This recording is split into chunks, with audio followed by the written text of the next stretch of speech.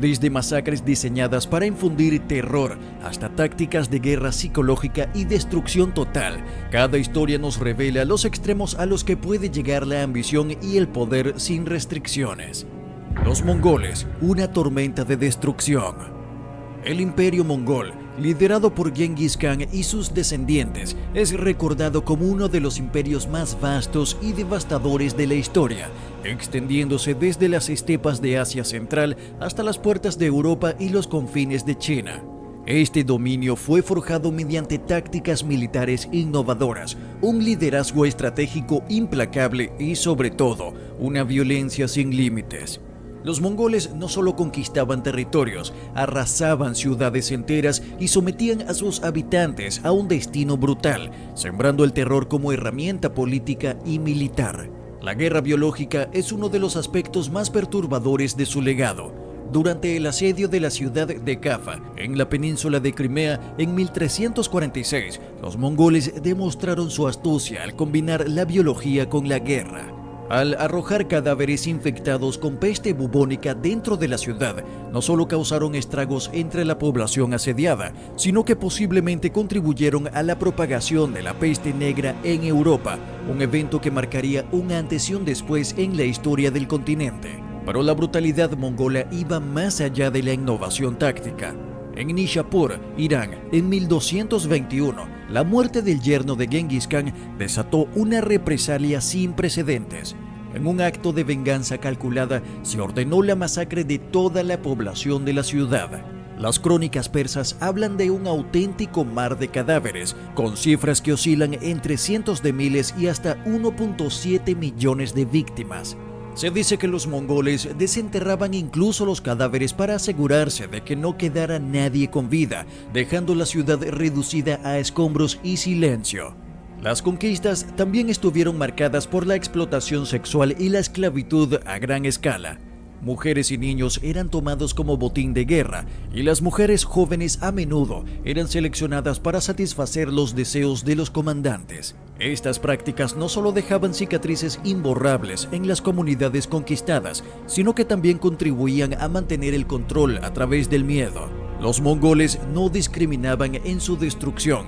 Ciudades como Bagdad, en 1258, experimentaron un nivel de devastación que borró siglos de progreso cultural y científico. La caída de Bagdad, entonces centro del mundo islámico, marcó el fin del califato abasí. Durante la invasión, el famoso río Tigris se tiñó de negro debido a las tintas de los libros arrojados al agua y de rojo por la sangre de los miles de muertos. La masacre fue tan absoluta que se dice que la ciudad tardó siglos en recuperarse por completo. A pesar de su brutalidad, los mongoles fueron igualmente eficientes en la consolidación de su imperio. Su política de terror psicológico les permitió conquistar vastas regiones con relativa facilidad, ya que la mera noticia de su llegada era suficiente para que muchas ciudades se rindieran sin luchar.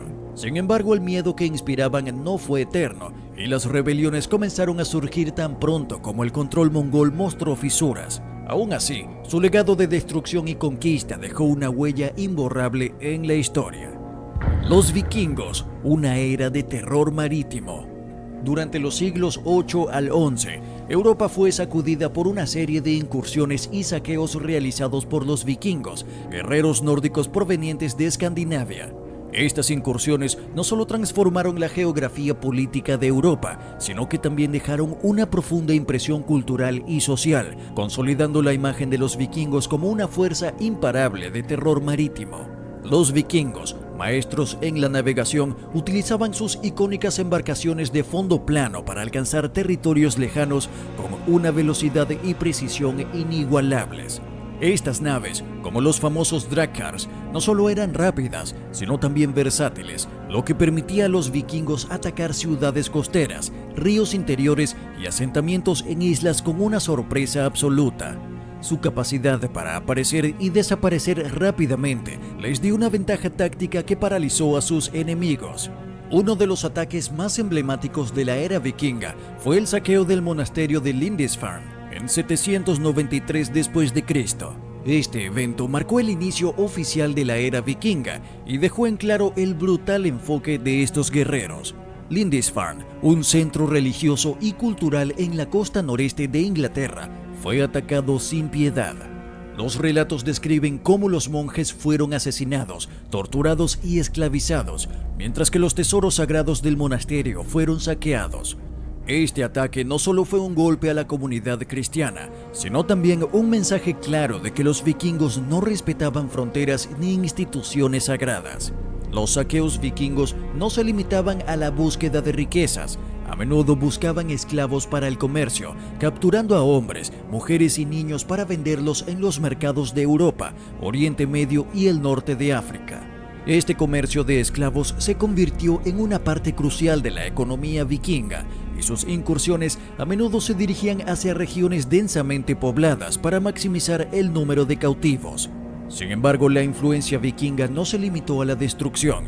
Las incursiones forzaron a los reinos europeos a reorganizarse, fortaleciendo sus defensas y desarrollando nuevas estrategias militares. Castillos, fortalezas y sistemas de alerta temprana comenzaron a surgir en respuesta directa a la amenaza vikinga. Además, los vikingos eventualmente se asentaron en muchas de las tierras que atacaron, convirtiéndose en agricultores, comerciantes y gobernantes. Lugares como Normandía, en Francia, y Dublín, en Irlanda, deben su desarrollo histórico a la influencia vikinga. A pesar de su fama como saqueadores despiadados, los vikingos también fueron exploradores y comerciantes que conectaron culturas y regiones a través de sus viajes. Llegaron tan lejos como América del Norte, siglos antes de Cristóbal Colón, y establecieron rutas comerciales que se extendieron desde Escandinavia hasta Constantinopla y Bagdad. El legado de los vikingos es, por tanto, complejo. Si bien sembraron el caos y la destrucción en su época, también desempeñaron un papel crucial en la configuración del mundo medieval, dejando una marca que aún resuena en la historia y la cultura de Europa. Y claro, no te olvides suscribirte y dejar tu like, eso ayuda muchísimo a seguir creando contenido interesante para ti. Pero sigamos. La devastación de Tiro, Alejandro Magno y el arte de la guerra sin piedad. En el 332 a.C., Alejandro Magno, el joven ambicioso y rey de Macedonia, emprendió una de las campañas militares más impresionantes de la historia. Con solo 20 años y un fervor casi místico por la conquista, había heredado el sueño de su padre, Filipo II, de expandir su dominio más allá de las fronteras de Grecia. En su camino hacia la hegemonía, se topó con Tiro, una ciudad fenicia considerada una joya del Mediterráneo oriental. Tiro no solo era una fortaleza prácticamente impenetrable, también era un importante centro comercial y cultural, protegido por sus altas murallas y su ubicación en una isla rodeada de aguas profundas. La negativa de los gobernantes de Tiro a rendirse ante Alejandro fue un acto de valentía, pero también un error fatal. Alejandro, lejos de abandonar su ambición, decidió que Tiro debía ser conquistada a cualquier costo. Con la determinación que lo caracterizaba, ordenó a sus tropas construir un espigón de tierra y piedra que conectara la isla con el continente. Esta obra, que hoy en día se considera una hazaña de ingeniería militar, tomó meses de esfuerzo inhumano. Los macedonios, enfrentando ataques constantes desde las murallas de Tiro, no se detuvieron hasta completar su monumental tarea. Cuando finalmente rompieron las defensas de la ciudad, Alejandro no mostró misericordia.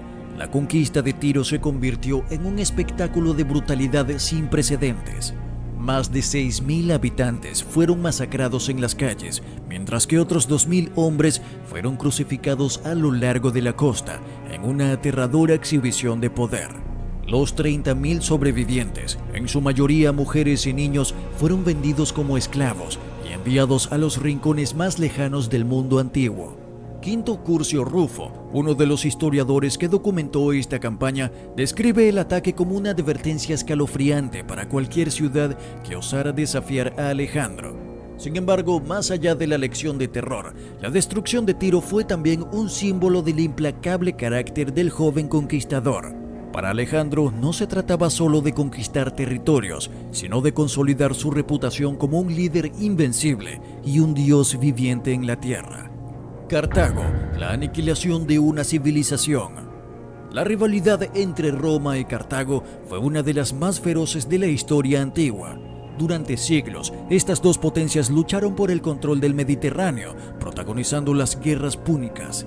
La tercera y última de estas guerras, que tuvo lugar entre 149 y 146 a.C., marcó el capítulo final de esta intensa rivalidad. Cartago era una ciudad majestuosa, conocida por su riqueza, su comercio marítimo y su influencia cultural. Sin embargo, para Roma, representaba una amenaza insostenible. Tras años de conflictos, el estadista romano Catón el Viejo repetía insistentemente su famosa frase «Cartago delenda est», Cartago debe ser destruida. Finalmente, el Senado romano decidió actuar. El asedio de Cartago duró 3 largos meses, durante los cuales los cartagineses resistieron valientemente. Pero cuando las legiones romanas finalmente rompieron las defensas de la ciudad, lo que siguió fue una de las masacres más brutales de la antigüedad. Los soldados romanos, siguiendo órdenes explícitas, llevaron a cabo un acto sistemático de exterminio. De los aproximadamente 700.000 habitantes de Cartago, solo 50.000 sobrevivieron, y todos ellos fueron vendidos como esclavos. Los edificios de la ciudad fueron incendiados y las llamas ardieron durante semanas. Roma no se conformó con destruir la infraestructura, también buscó borrar todo rastro de Cartago como civilización. Según las crónicas, los romanos esparcieron sal sobre las tierras de cultivo para asegurarse de que nunca pudieran volver a ser utilizadas. Aunque este último detalle podría ser más simbólico que literal, representa el grado de devastación que sufrió Cartago.